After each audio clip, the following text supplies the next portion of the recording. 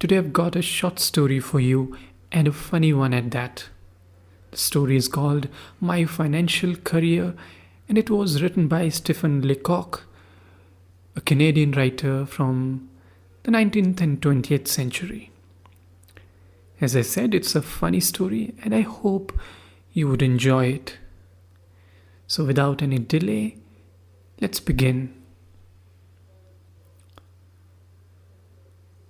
When I go into a bank, I get rattled.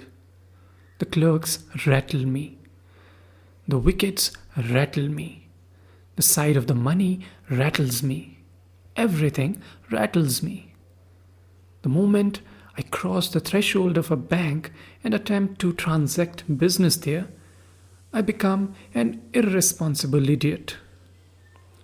I knew this beforehand, but my salary had been raised to $50 a month and I felt that the bank was the only place for it. So I shambled in and looked timidly round at the clerks.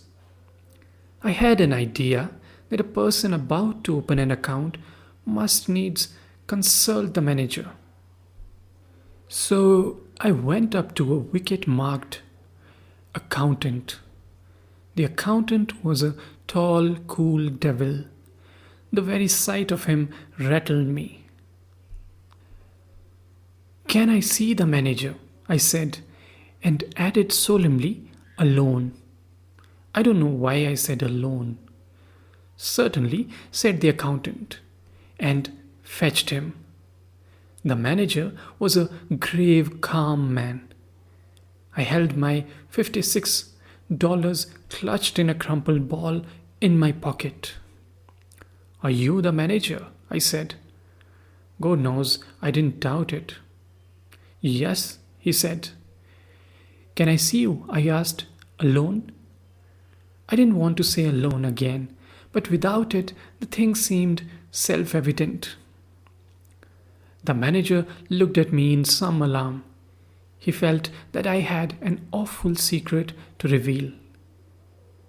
"Come in here," he said, and led the way to a private room. He turned the key in the lock. "We are safe from interruption here," he said. "Sit down." We both sat down and looked at each other. I found no voice to speak. "You are one of Pinkerton's men, I presume," he said. He had gathered from my mysterious manner that I was a detective. I knew what he was thinking, and it made me worse. "No, not from Pinkerton's," I said, seemingly to imply that I came from a rival agency. "To tell the truth," I went on, as if I had been prompted to lie about it, "I'm not detective at all. I've come to open an account. I intend to keep all my money in this bank." The manager looked relieved, but still serious. He concluded now that I was a son of Baron Rothschild or a young Gould. "A large account, I suppose," he said. "Fairly large," I whispered. "I propose to deposit $56 now and $50 a month regularly." The manager got up and he opened the door. He called to the accountant. "Mr. Montgomery," he said, unkindly loud. "This gentleman is opening an account. He will deposit $56. Good morning." I rose. A big iron door stood open at the side of the room.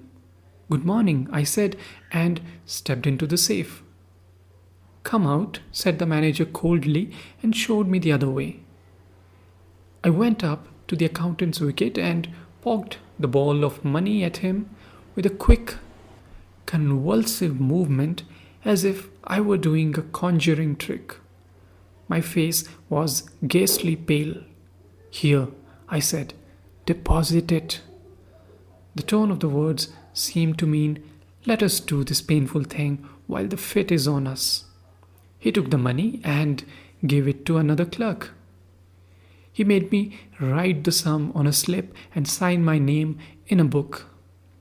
I no longer knew what I was doing. The bank swam before my eyes. "Is it deposited?" I asked in a hollow, vibrating voice. "It is," said the accountant. "Then I want to draw a check." My idea was to draw out $6 of it for present use. Someone gave me a checkbook through a wicket, and someone else began telling me how to write it out.